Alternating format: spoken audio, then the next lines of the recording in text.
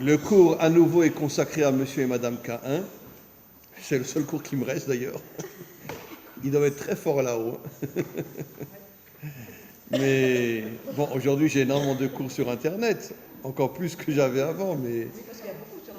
Mais oui, mais je ne suis pas le seul. Hein. Les gens ne viennent plus au cours aujourd'hui, je ne sais pas ce qui se passe. Bon. Quoi qu'il en soit, donc à la mémoire de Monsieur et Madame K, à la fin de la paracha, on est Parashat Ba'alotecha. À la fin de la paracha, il y a quelque chose d'absolument bouleversant, étonnant. Myriam et Aaron, la sœur et le frère, mais c'est surtout Myriam qui parle, la sœur et le frère de Moshe, Myriam ose dire, mais comment tu as osé te marier avec une Africaine, avec une Couchite? Couchite, comment tu as osé te marier avec une Africaine? Hachem, je résume, était tellement choqué de voir Myriam insulter son frère et lui dire comment tu oses te marier avec une Africaine. Il lui a envoyé une maladie terrible, tsaraat, une maladie de la peau qui a duré 1 semaine. Heureusement, Moshe a prié pour sauver sa sœur, parce que les commentaires expliquent que Hachem avait l'intention de la laisser toute sa vie avec la tsaraat, tellement elle avait insulté son frère. Et d'ailleurs, c'est dans ce passage-là qu'il est dit « Ou Moshe Anav Mikol Adam », le plus humble des hommes. Excusez-moi. Oui. Il me semblait que, bon, c'est peut-être les deux, que le fait que Myriam ait parlé et se soit récolté ça, c'était pas pour le sujet de s'être mariée avec une Shkourite, c'était parce qu'elle lui reprochait d'avoir laissé sa femme seule pendant pratiquement 20 ans avec des enfants et qu'il avait été un mari... Il y a effectivement plusieurs commentaires. Mais moi, je prends le commentaire qui dit qu'il y a effectivement plusieurs commentaires. C'est vrai, il avait abandonné Tzipora aussi, parce que comme il n'était qu'avec Dieu, donc il ne voulait plus avoir de relation avec sa femme. La veuve de sang. Comment? La veuve de sang. Oui. Mais il y a des commentaires qui disent que Myriam l'a insulté. Comment tu oses te marier avec une Africaine? Et bon, c'est pas quelque chose d'évident. Et je vais expliquer plus en profondeur. Vous savez que dans le monde, il y a 4 couleurs. Il y a le blanc, le noir, le jaune et le rouge. Le jaune, les Asiatiques, les blancs, les Occidentaux, le noir, les Africains, et le rouge représente la force. Le rouge représente la force. D'accord? Voilà. Et il n'y a pas de bleu. Bien que le drapeau français est bleu, blanc, rouge, mais il n'y a pas de bleu. C'est que ou des jaunes ou des rouges. Les Indiens, c'était des rouges, qui étaient très forts d'ailleurs, mais ils sont tous massacrés par les Américains. Et le blanc et le noir. Le Zohar dit quelque chose d'absolument incroyable sur ces 4 couleurs, sans essayer de les connecter aux Asiatiques, etc.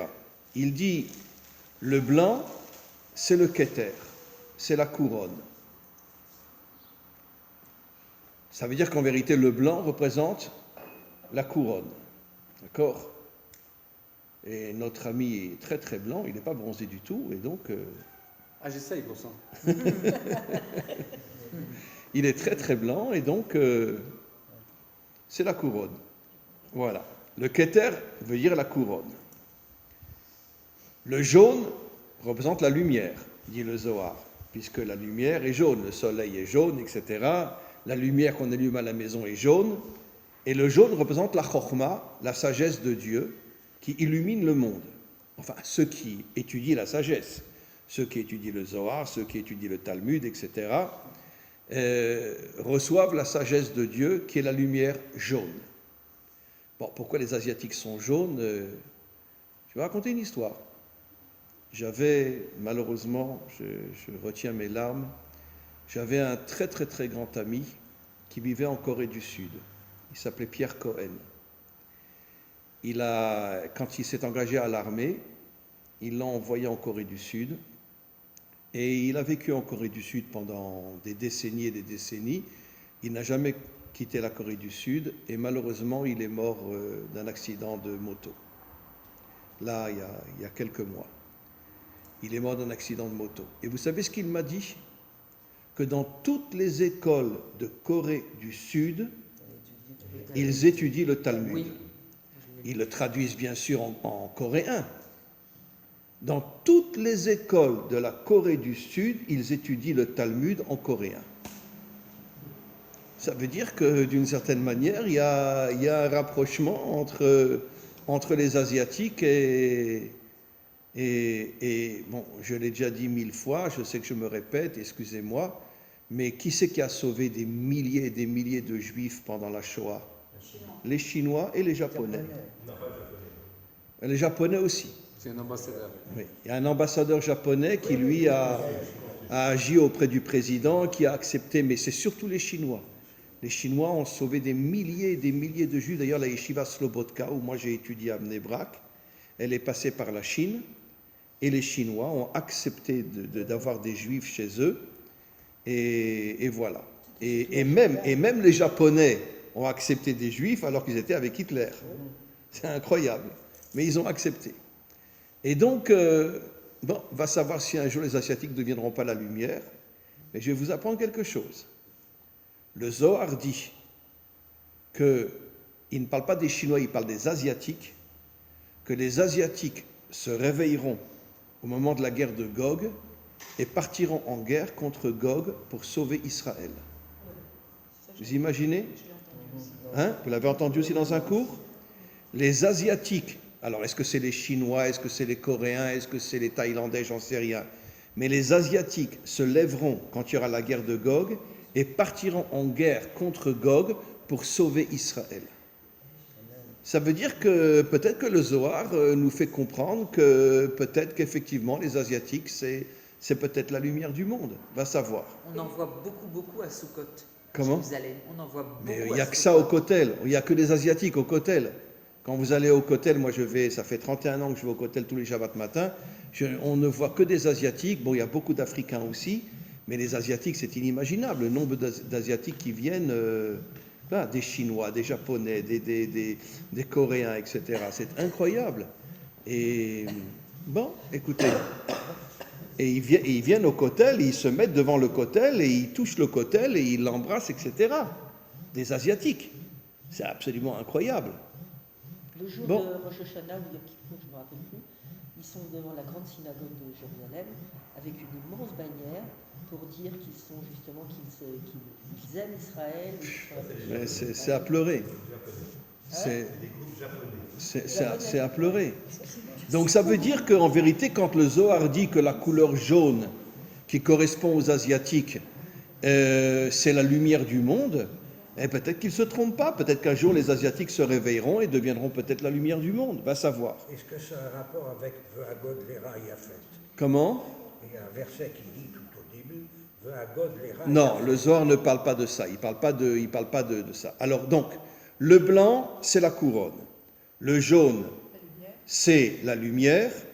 Le rouge, alors le jaune, c'est la chokhma, la sagesse de Dieu.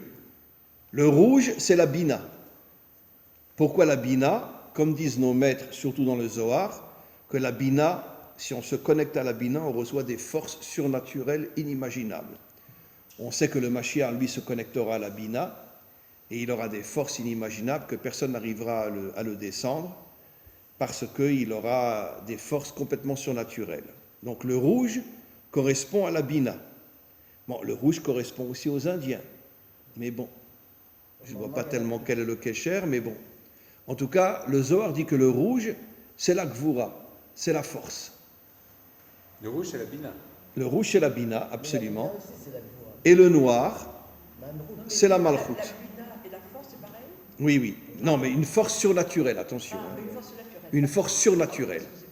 Et le noir correspond à la malchut, comme dit le Zohar, que la couleur de la malchut, c'est le noir, qui correspond aux Africains d'une certaine manière. Maintenant, sachez, et c'est très important ce que je dis, une grande partie des Africains sont d'origine juive. Quand il y a eu l'exil des 10 tribus, chaque tribu une partie de chaque tribu est partie en Afrique. Surtout la tribu de Dan, on les appelle les Danites en Afrique. Mais il y a aussi une partie de la tribu de Yehuda qui est partie, je crois, au Congo ou au Cameroun, je ne me rappelle plus si c'est le Cameroun ou le Congo. Et une partie de toutes les tribus sont parties en Afrique. Les Yéménites, c'est aussi des Africains. Les Éthiopiens. Comment? Et les Yéménites, les Éthiopiens, pardon, excuse-moi, je me suis trompé. Les Éthiopiens, voilà. Et c'est aussi des...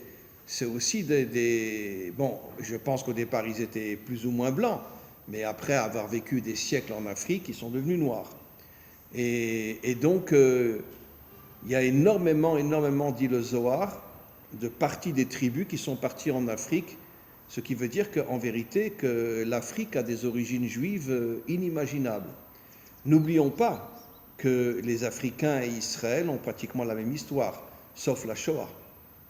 Ils ont été massacrés, ils ont été transformés en esclaves, il y a eu des massacres énormes en Afrique, etc. Et donc, d'une certaine manière, ils ont la même histoire que nous. Oui, mais ça continue pas encore. On a- Comment? Bien sûr, ça continue encore en Afrique. Bien sûr, il y a beaucoup de guerres en Afrique.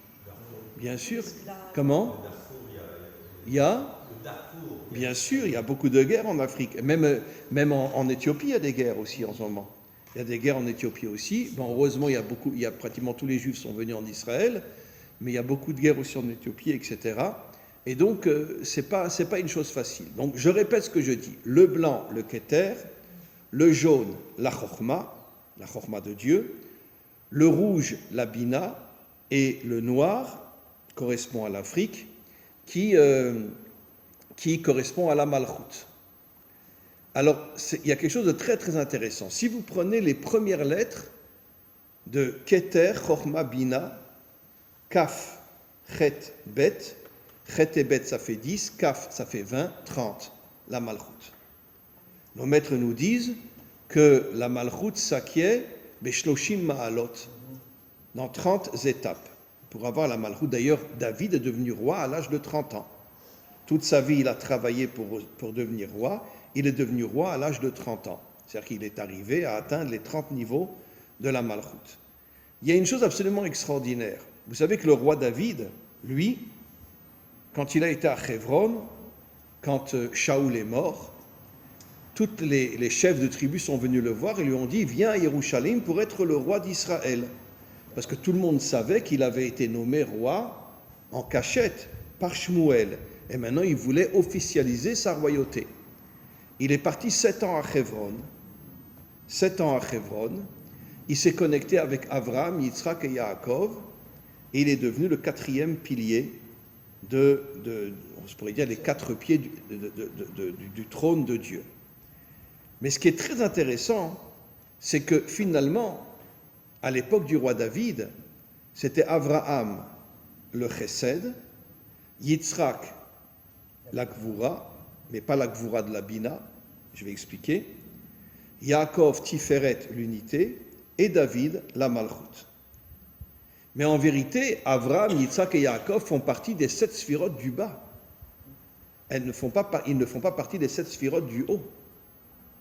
Ce qui veut dire que pendant toute notre histoire, jusqu'à la délivrance finale, on vit dans le monde d'en bas. On n'est pas connecté ni au Keter. Le seul qui va se connecter au Keter, c'est le Mashiach. Il aura le Nefesh, l'action, le Rouar, Yosef, la Neshama, Moshe, la Bina. Il aura la Chaya, la Chokhma, Adam Arishon, qui aura fait Tchouva, et il aura la Yechida, c'est lui. C'est lui-même le Keter. C'est le premier qui va atteindre les 5 niveaux de l'âme. Personne n'a encore atteint les 5 niveaux de l'âme. Bon, Moshe était au niveau de la Bina, c'est vrai, mais il n'a pas atteint la Chaya et la Yechida. Le seul qui va atteindre ces 5 niveaux, c'est le Mashiach. Et d'ailleurs, je l'ai déjà dit, mais c'est une chose tellement importante, le Hari HaKadosh dit que le Mashiach s'appellera Chaim. Et qu'est-ce que ça veut dire Chaim? Chaim, ça veut dire la vie. Mais regardez, Chaim, Chet, la Chokhma, Yud, c'est la Yechida, le Keter, et Yud Mem, 50, la Bina. Ce qui veut dire qu'en vérité, le mot Chaim contient en lui. Tu es son fils? Non. Ah bon? Et qui tu es? Je viens de voir, vous avez vu à Lille, à une conférence à Lille. Ah, tu étais à Lille quand j'ai fait un séminaire à Lille? Et tu vis à Lille? Non, Évry. Où ça? Évry, À Évry. Ah, après, à côté de Paris alors. Courcouronne. Eh bien, je donne un séminaire le 11 juin à Paris. Regarde sur mon site, tu verras, c'est marqué où. C'est pas vraiment à Paris même, c'est une petite banlieue à côté de Paris. Bien? D'accord? C'est un dimanche. Ok? Voilà. Il y aura au moins un juif. Comment? Il y aura au moins un juif. Eh bien, je sais pas, tu es juif? Ah ben voilà, Ah oui, il y en aura au moins un. il y en aura au moins un. Parce que les autres, c'est que des Bnei Adam. Il y aura beaucoup de Bnei Adam. Il y aura beaucoup de Bnei Adam. Et vous ne pouvez pas imaginer le nombre de Bnei Adam qui mangent kasher aujourd'hui, qui se circoncis. Mais ils ne veulent pas devenir juifs, hein. Ils veulent rester Bnei Adam. Mais ils mangent kasher et ils se circoncis. C'est inimaginable. Et donc, je suis content de te voir. Ça me fait plaisir. Et donc, on continue. Où j'étais? Le Mashiach, Ah oui, Yechida, le Mashiach. Donc, le Hari HaKadosh du Mashiach s'appelle Chaim, mais en fait, ce n'est pas le nom Chaim en tant que tel. C'est Keter, Chochma, Bina. Ça veut dire que le Mashiach va atteindre les 3 niveaux des attributs divins qui sont les plus hauts. Keter, Chochma, Bina. Keter, la couronne. Chochma, la lumière. Et la Bina, la force. La force au-dessus de ce monde, une force complètement surnaturelle, comme avait le roi David aussi. Et donc, en vérité, dans ce monde, on est complètement en bas, puisque Avram, Yitzhak et Yaakov étaient les 7 sphirotes du bas. Chesed, Gvura, Tiferet. Ça fait partie des 7 sphirotes du bas, qu'on appelle en vérité les 7 jours de la création. Premier jour, dimanche, Chesed. Deuxième jour, Gvura. Troisième jour, Tiferet. Quatrième jour, Netzar. Cinquième jour, Od. Sixième jour où Adam et Ève ont été créés, Yesod. Qu'est-ce que ça veut dire Yesod? C'est les fondations, mais ça veut dire aussi Yesod, ça veut dire le Brit. C'est le Brit. Pour nous faire comprendre que tout le travail de l'homme dans ce monde, et de la femme aussi, c'est éviter la débauche. Nos maîtres disent dans le Talmud que le plus grand défaut, c'est la débauche. Plus encore que l'idolâtrie, et plus encore que la corruption. Le plus grand défaut, c'est la débauche. Et donc, pourquoi? Parce que la débauche est liée au mensonge. D'accord? Voilà. Pourquoi la débauche est liée au mensonge? Pourquoi? Parce qu'un homme rentre chez lui, et il dit à sa femme, « Oh là là, mais qu'est-ce que je t'aime, qu'est-ce que tu es belle, oh là là, tu es toute ma vie. » Puis derrière son dos, il n'arrête pas de la tromper. Donc ça veut dire que comme la débauche est liée au mensonge, et nos maîtres disent que ce monde s'appelle Alma de Shikra, le monde du mensonge, c'est le plus grand défaut qui existe. Le plus grand défaut qui existe, c'est la débauche. En tous les cas, on revient à ce qu'on explique. Au moment de la délivrance finale, la Malchoute va monter jusqu'aux 3 sphirotes les plus hautes, qui sont Keter, Chochma et Bina. Maintenant, comme je l'ai expliqué, Kaf, Chet, Bet, ça fait 30. Ça veut dire qu'en vérité, 30, c'est la Malchoute. La Malchoute s'acquiert en 30 étapes. Ce qui veut dire que les 3 sphirotes du haut vont envoyer des forces dans la Malchoute. Dans la Malchoute qui est à la fois le Mashiach et qui est en même temps aussi la royauté de Dieu qui va se dévoiler dans ce monde. Maintenant, on va revenir à quelque chose de très très très important aussi, puisqu'on sort à peine de Shavuot. Vous savez que le Zohar dit que les premières tables étaient au niveau de la Bina. Et je vais expliquer pourquoi. Ça veut dire en vérité, les premières tables étaient au niveau du Keter, de la Chochma et de la Bina, mais elles étaient surtout connectées à la Bina. Pourquoi? Parce que les premières tables étaient censées nous donner des forces inimaginables. Si on avait reçu les premières tables, on ne serait jamais parti en exil. Le peuple juif aurait été un peuple uni et aucun peuple n'aurait pu nous asservir. aucun peuple n'aurait pu nous asservir. Malheureusement, on n'a pas reçu les premières tables. Moshe les a brisées. Pourquoi il les a brisées? Quand il est descendu du Har Sinaï et qu'il a vu des centaines de milliers de Juifs tourner autour du veau d'or, d'accord? Il a dit, ces Juifs ne méritent pas de recevoir les premières tables. Il les a pris et il les a cassés. Maintenant, qui c'est qui a fait le veau d'or? Alors sachez que pourquoi Moshe, il a sorti le Erev Rav d'Égypte?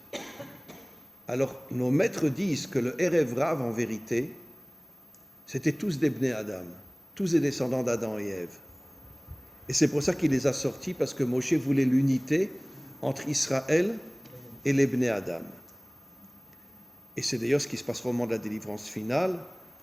Le Mashiach va reconstruire les 70 nations adamiques, et en reconstruisant les 70 nations adamiques, il y aura un lien inimaginable entre d'ailleurs, 70 c'est Aïn, et la première lettre du mot Esav, c'est aussi Aïn.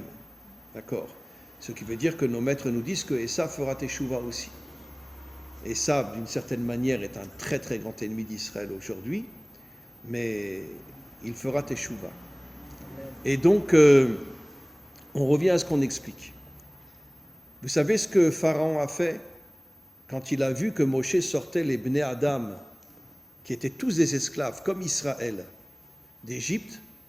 Il a introduit les enfants de Bilham à la tête du Erev Rav. Il a fait croire que c'était eux aussi des Bnei Adam, mais ce n'étaient pas des Bnei Adam, c'était des démons. Bilham était un démon. Et donc, il les a fait rentrer à la tête du Erev Rav, et c'est eux qui ont fait le veau d'or. Et vous savez pourquoi? Parce que Bilham, leur père, leur a dit, écoutez, si Israël reçoit les premières tables, ils vont recevoir une force inimaginable, personne ne pourra les soumettre, ils ne partiront jamais en exil, et à ce moment-là, ils vont s'unir pour purifier le monde, c'est-à-dire pour chasser tous les méchants de ce monde, et pour purifier le monde, et pour avoir l'unité dans ce monde. D'ailleurs, si vous prenez le mot Bina, ça fait Ben Ya. Ben Ya, le fils du Ya. Yud la Chochma, Bet la Bina, et le fils c'est quoi? C'est Tiferet, c'est l'unité. Ce qui veut dire qu'en vérité, tout le projet de Dieu, ainsi que le projet d'Israël, c'est l'unité dans ce monde. Ça veut dire quoi l'unité dans ce monde? Encore une fois, je l'ai déjà dit 1000 fois, tu n'es pas comme moi, tu es différent de moi, mais tu es un homme extraordinaire et je m'unis à toi, même si tu n'as pas la même religion que moi, même si tu n'as pas les mêmes idées que moi, tu es un homme bien et je m'unis à toi. Aujourd'hui, 99% de la population mondiale ne veut pas l'unité, ne veut que l'uniformité. Aujourd'hui, on vit dans des sectes, je suis à droite, je suis à gauche, je suis Chabad, Breslev, Gour, Vijnitz, machin, etc. Comme j'ai déjà dit 1000 fois, les seuls qui ont refusé de créer des mouvements, c'était les Sfaradim. Les maîtres Sfaradim ont refusé de créer des mouvements parce qu'ils ne voulaient pas tomber dans des sectes, mais les Ashkenazim, eux, c'est que des sectes. Mais quoi qu'il en soit, donc on retrouvera d'une certaine manière l'unité au moment de la délivrance finale. Et encore une fois, les enfants de Bilham ont entendu leur père leur dire « Si Israël reçoit les premières tables, à ce moment-là, on ne pourra jamais les soumettre. Faites tout pour créer le veau d'or, pour amener des centaines de milliers de Juifs devant le veau d'or, et comme ça, Moshe cassera les premières tables. » Bilham avait une sorte de roi HaKodesh, il avait aussi une sorte de prophétie, et il a compris que les premières tables allaient sauver Israël, et pas seulement Israël, allaient sauver le monde entier. C'est-à-dire, à part les méchants qui sont dans ce monde, bien sûr. Et donc, c'est ce qui s'est passé, les premières tables ont été cassées. Et après, on a reçu les deuxièmes tables. Alors, je suis désolé de vous le dire, d'accord, les deuxièmes tables, ce n'est pas la Torah. Les deuxièmes tables, c'est la religion juive, qui n'a aucune différence entre la religion chrétienne ou la religion musulmane. On n'a pas aujourd'hui les premières tables. Et est-ce que les deuxièmes tables... Pourquoi tu ris, toi?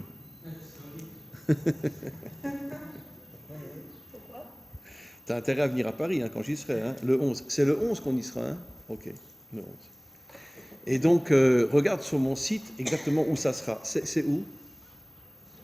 Tu te rappelles pas? Alors, regarde sur mon site, il y a une grande affiche, tu verras là-bas où c'est. Comment? C'est le 11 juin. Et donc, les deuxièmes tables nous ont protégés. On est parti 4 fois en galoute. D'accord? Aujourd'hui, on peut dire que 90% des Juifs sont complètement assimilés, partout dans le monde. Il y a une minorité de religieux, mais même les religieux sont déconnectés de ce monde et sont plutôt dans le ciel que sur la terre. Notre Père qui est aux cieux. Et donc, en vérité, on vit dans un monde de mort. Et ça a été la faute d'Adam Arishon. Hachem lui a dit, si tu fais cette faute, tu vas créer la mort. Parce que les religieux sont dans le monde d'en haut, les laïcs sont dans le monde d'en bas, un corps sans âme ou une âme sans corps. C'est la mort. Voilà, c'est la mort. Le seul homme qui était, et qui est d'ailleurs un modèle, pas seulement pour Israël, mais qui est un modèle pour tout le monde, c'était David, qui était en même temps un guerrier inimaginable, en même temps un homme spirituel absolument incroyable. Il est arrivé à lier le corps à l'âme. C'est quelque chose d'absolument incroyable. Et combien on peut compter des hommes comme ça? Il y en a eu. Il y en a eu. D'accord? Je dis, si quelqu'un n'a pas une pierre qui va me jeter à la figure, eh bien, je vous signale que Martin Luther King était un homme extraordinaire. Il a voulu libérer les Africains de l'esclavage en Amérique. Il s'est fait assassiner par la CIA, bien sûr.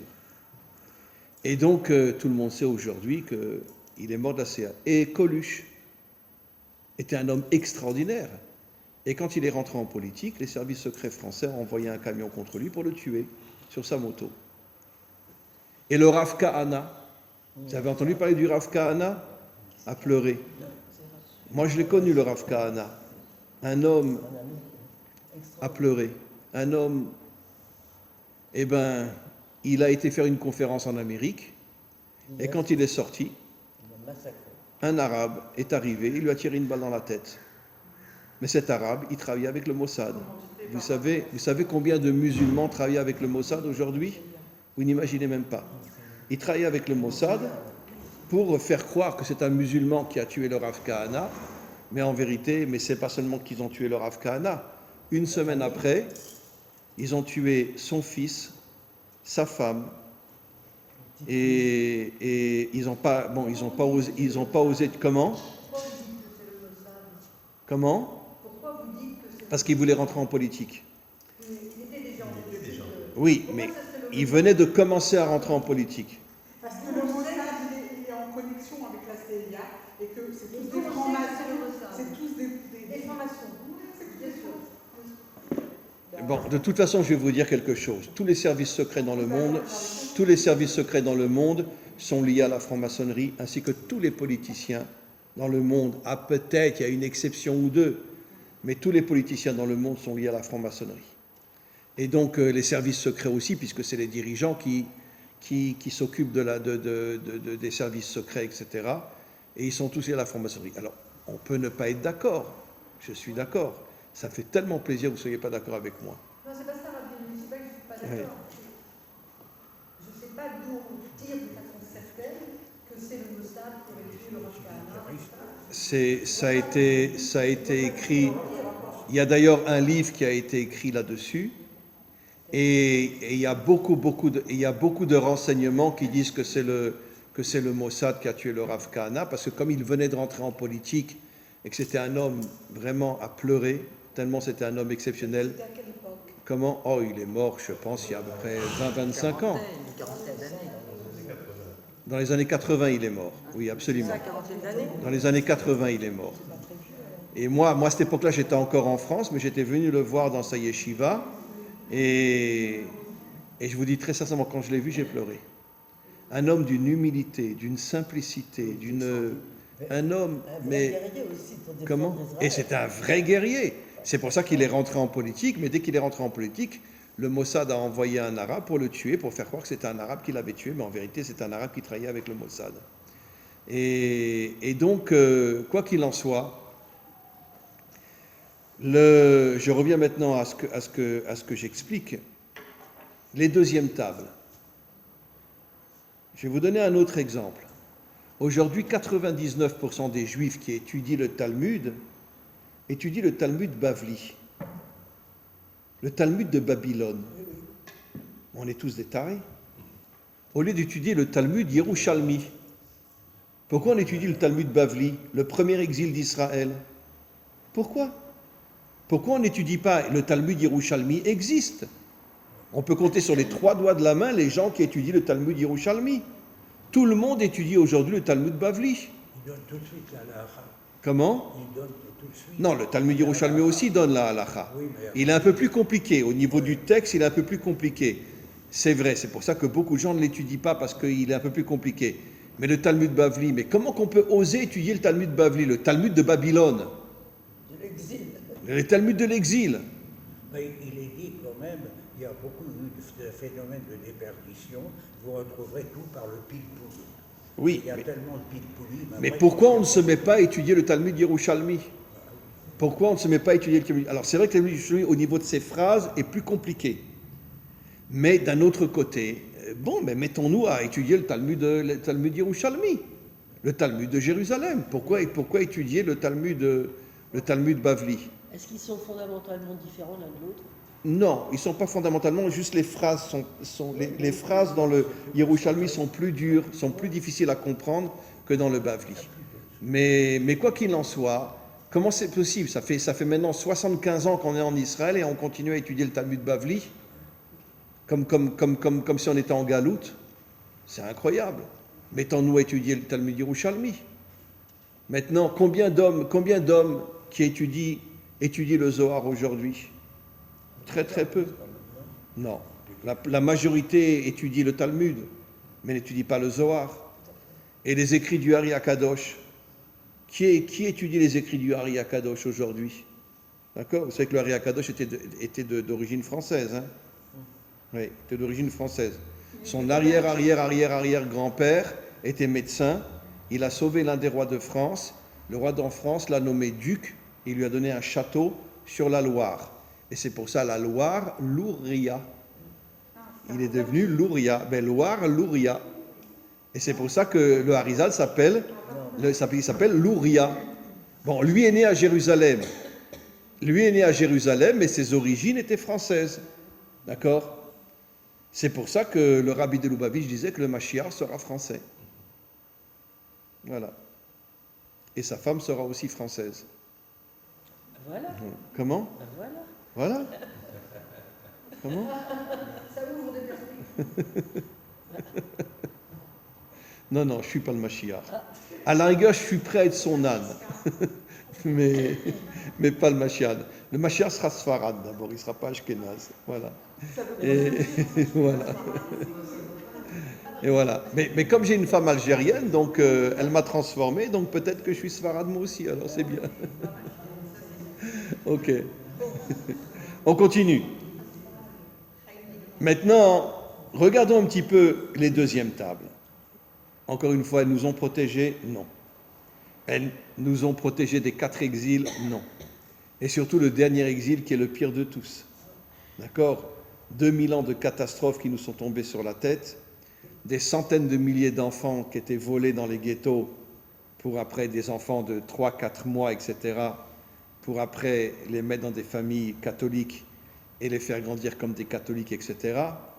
Et ne parlons pas de toute l'assimilation qu'il y a un peu partout dans le monde. Aujourd'hui, la grande majorité des Juifs ne sont absolument plus pratiquants.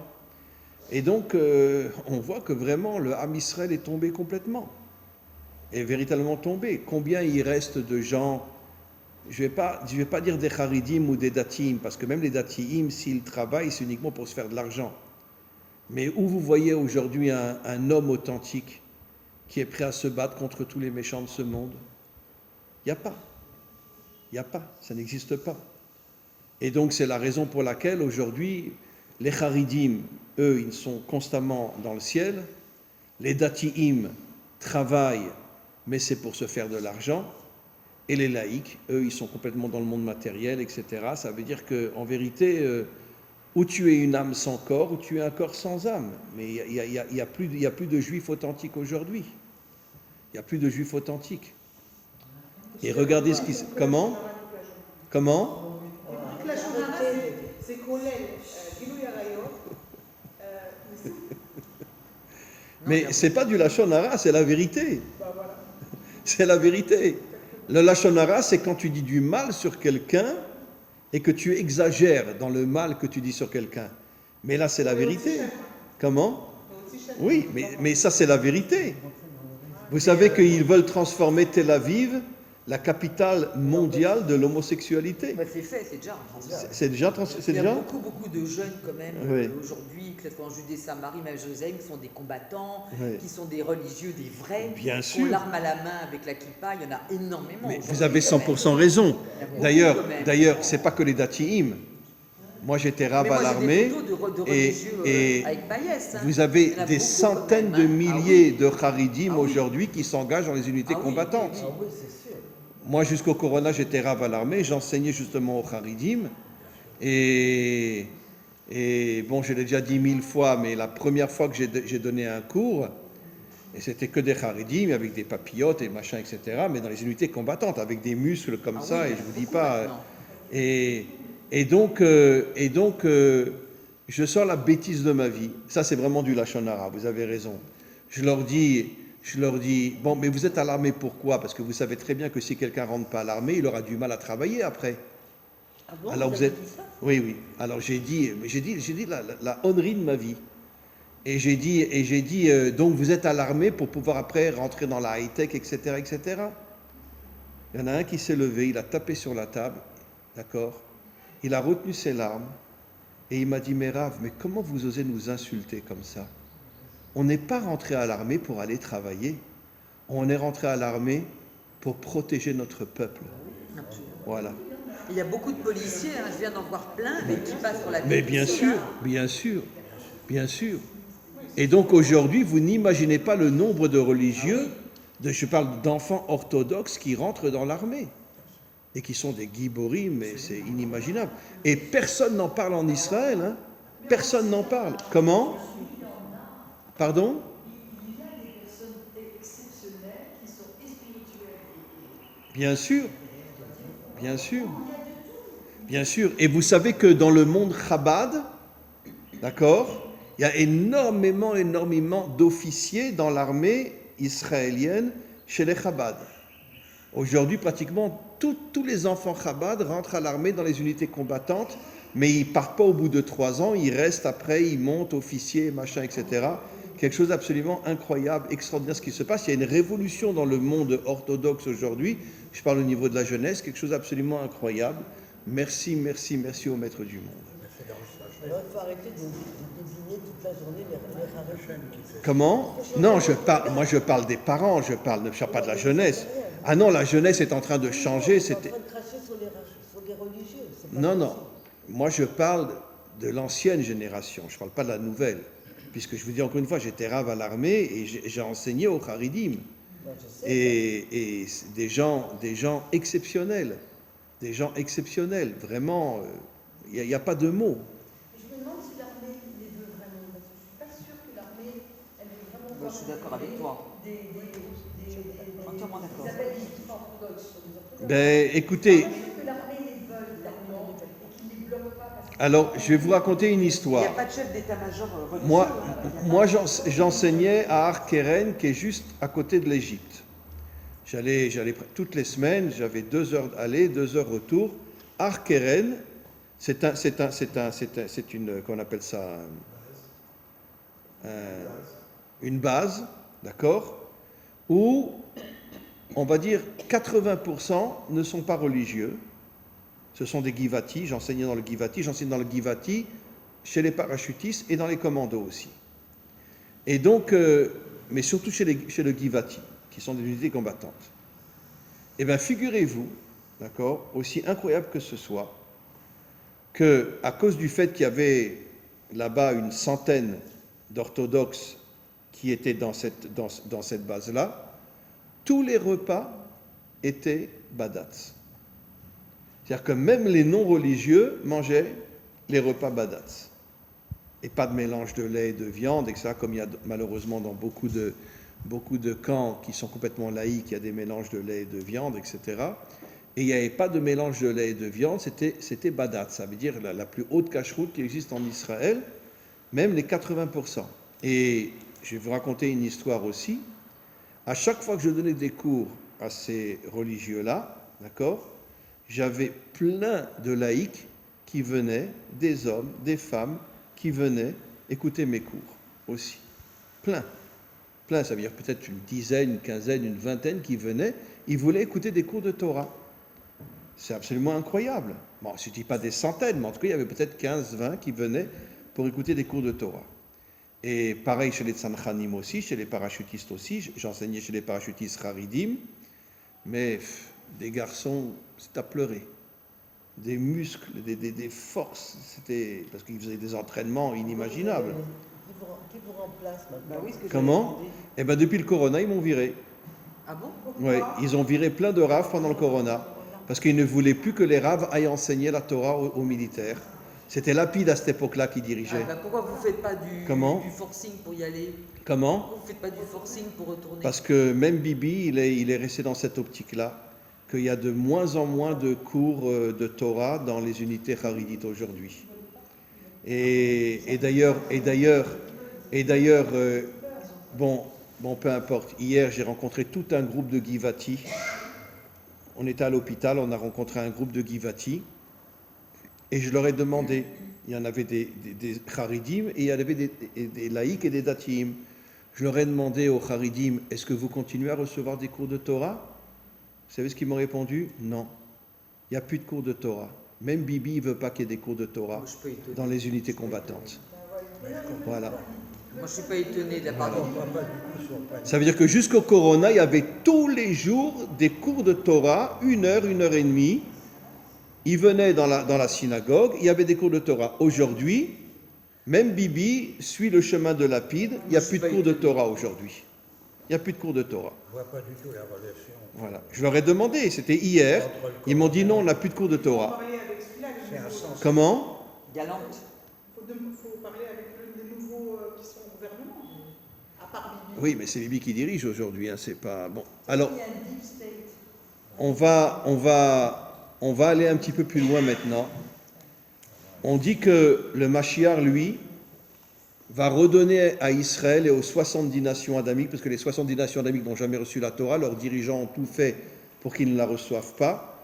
Mais quand Hachem a proposé la Torah à Israël, il l'a proposé aussi aux 70 nations adamiques. Et bon, j'imagine qu'il y avait des différences, puisqu'il y avait des différences sans doute. Mais quoi qu'il en soit, j'imagine qu'il y avait quand même pas mal de commandements qui étaient communs. Et donc le Mashiach va d'abord reconstruire les 70 nations adamiques, parce qu'aujourd'hui les 70 nations adamiques ont complètement disparu.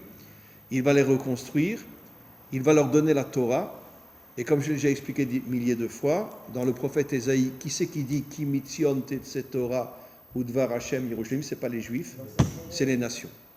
C'est les nations adamiques qui disent Ki mitzion tetze Torah udvar Hashem Yerushalayim. Et la parole de Dieu sortira de Jérusalem. Ce sont les nations qui le disent, c'est marqué dans Rashi, ce n'est pas Israël qui le dit, c'est les nations. Et donc, les nations adamiques vont retrouver bien sûr la Torah, et à ce moment-là, Israël et les 70 nations adamiques vont recevoir une force inimaginable qui va nous permettre de remplir notre mission que nous n'avons jamais commencé, à part le roi David. Mais bon, il était plus ou moins tout seul, parce que sachez que le roi David, son peuple détestait.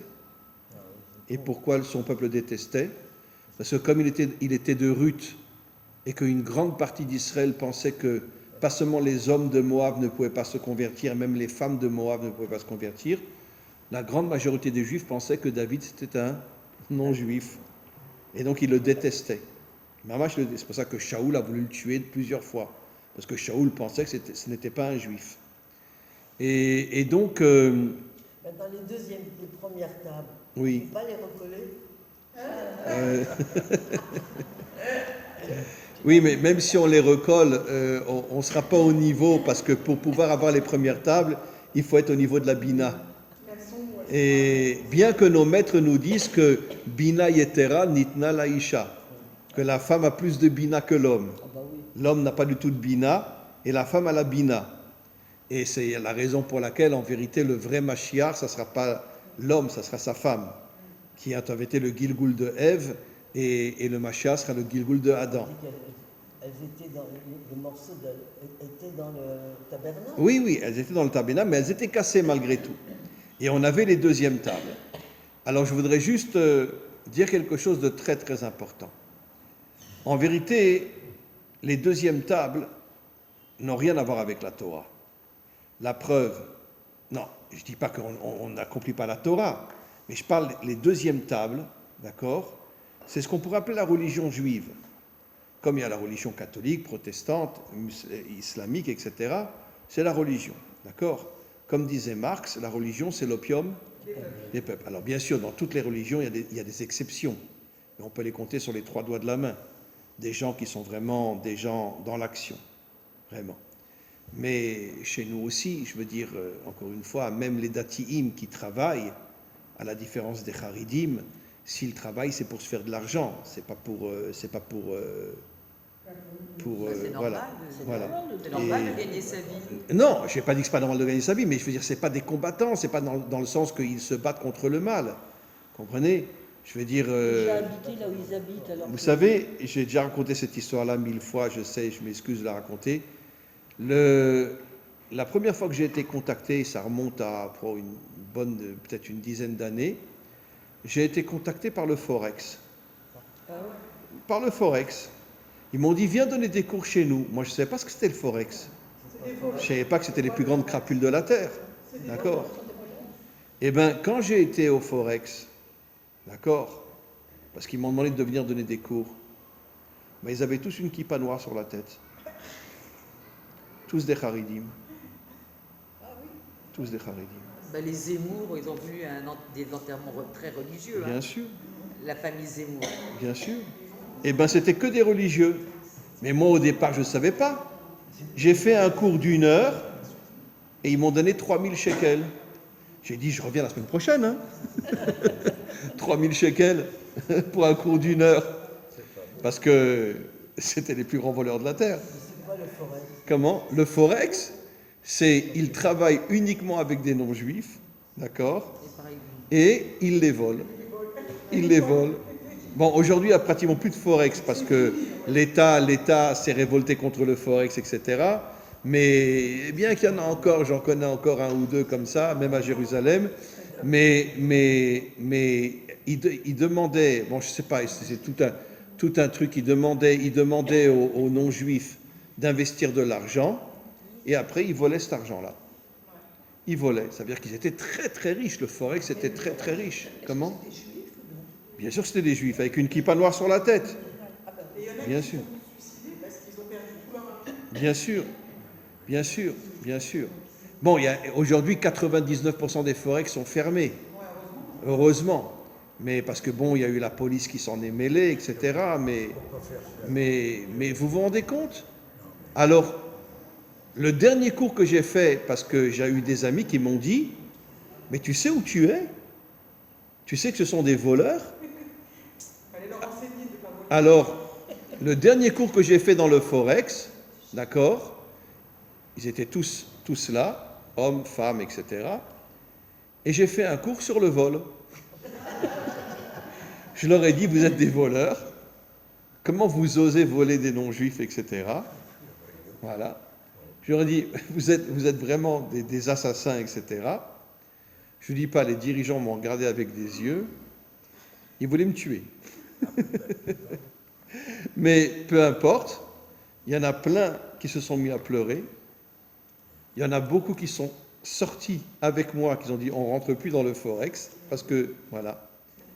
Et j'ai demandé à un des dirigeants, avant de partir et ne plus jamais revenir dans le Forex, j'ai demandé à un des dirigeants, mais pourquoi tu voles les non-juifs? Pourquoi tu les voles? Vous savez ce qu'il m'a répondu? Eh bien, on se venge parce qu'eux, ils nous ont volés pendant la Shoah. Alors je leur ai dit, mais attends, Tu penses que c'est tous les non-juifs qui vous ont volé pendant la Shoah?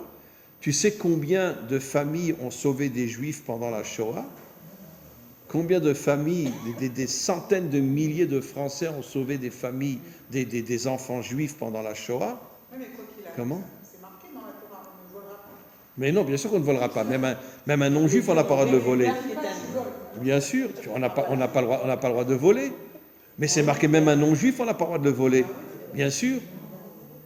Et donc ils m'ont dit, comme ils nous ont volé pendant la Shoah, nous on les vole. Mais je leur ai dit, mais attends, mais tu es sûr que chaque personne que tu voles, lui, il a volé des juifs? Et il a peut-être 30 ans, il a peut-être 20 ans, il n'était pas à l'époque de la Shoah. D'accord? Et il ne m'a pas répondu. Il a fermé la bouche, il ne m'a pas répondu. Et donc, qu'est-ce qu'on voit de là? On voit de là que finalement, on n'est pas dans un monde simple. Je voudrais juste terminer et conclure sur la chose suivante. Encore une fois, donc le Mashiach redonnera les premières tables. Et à ce moment-là, donc d'abord, le Mashiach va monter une armée où il va partir en guerre contre tous les méchants de ce monde. Et puis après, bien sûr, il y aura l'unité entre les peuples, l'unité entre les peuples eux-mêmes et avec Israël aussi, bien évidemment, même si les religions resteront des religions différentes, mais il y aura malgré tout une unité énorme entre les descendants d'Ishmaël, qui sont des gens extraordinaires, et Israël. Et il y aura aussi dans le monde chrétien aussi, il y aura une grande unité aussi. Et je voudrais juste conclure en disant la chose suivante. Bref, qu'est-ce qu'on fait, nous? Qu'est-ce qu'on fait? À part écouter un cours, qu'est-ce qu'on fait? Qu'est-ce qu'on fait? Madame? Comment? Il y a un petit chat qui vient de rentrer pour écouter. Il y a un chat, il doit faire Ah, il y a un chat qui vient de rentrer? Mais c'est magnifique. Mais par où il est rentré? Juste une question, si on Oui. est en connexion avec les 70 nations, Oui. si on est avec des gens bons, des gens sympathiques, des gens qui nous aiment, pourquoi le mariage ça sera interdit? C'est fini maintenant le mariage interdit. Non, non, maintenant tout non, doit être. non. Maintenant le monde doit être complètement mélangé. Un juif, C'est pas l'unif- un juif pratiquant ne peut pas se marier avec une non-juive, Mais puis- puisque c'est elle qui cuisine. Oui, Et mais donc, automatiquement, la cuisine ne sera pas cachère. Mais la cuisine cachère, c'est uniquement pour qu'on reste un peuple extrêmement unitaire. Mais c'est ça etc. l'unité. Mais L'unité, si on s'aime tous, l'unité, quelle importance de faire l'unité, cachère c'est qu'on est différent, on s'aime, on se respecte, mais malgré tout, chacun vit selon sa religion. Et les descendants d'Ishmaël resteront des musulmans. Et les catholiques resteront des catholiques, les Alors, on pourra protestants jamais resteront des s'entendre, protestants. alors, si, Comment? on pourra jamais s'entendre, parce qu'on Comment? pourra s'entendre. Bon, n'oublions pas que C'est le virus Israël. n'oublions pas que la grande majorité des juifs se marient avec des non-juifs aujourd'hui, hein, partout dans le Oui, monde. mais c'est hein. pas bien. Voilà, mais bien sûr que C'est c'est pas pas bien. bien. Mais oui, mais eux sont laïcs. Mais Ils si s'en tout le foutent de, monde s'aime, ils s'en alors foutent la de manger, cachette n'a pas eu d'intérêt. ils s'en foutent de manger du porc. Ils sont laïcs. Donc voilà. Mais quoi qu'il en soit, je voudrais juste conclure en vous disant que, en vérité, il y a des gens extraordinaires partout. Moi-même, j'ai la chance d'avoir des milliers d'élèves que j'appelle moi des Bnei Adam, pas des Bnei Noach, parce que Noach, c'était pas un homme bien.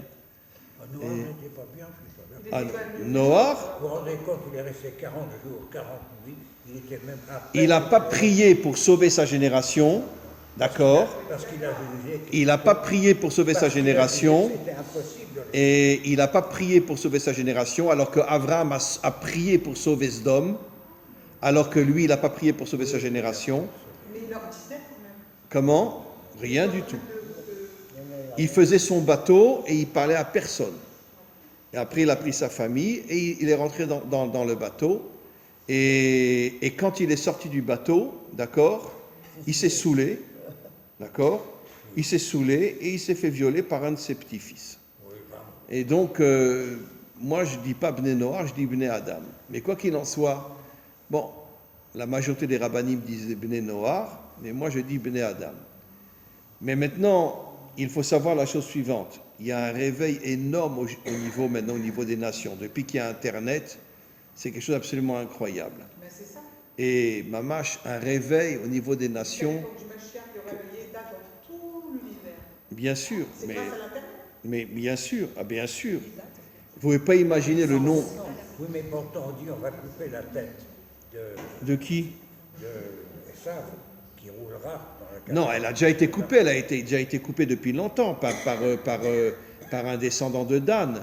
Et elle est tombée dans les bras de Moi, je pense Yitzhak. qu'il y aura qu'une reconnaissance intellectuelle, Voilà. et le cœur, il sera peut-être. En tous les cas, pour conclure,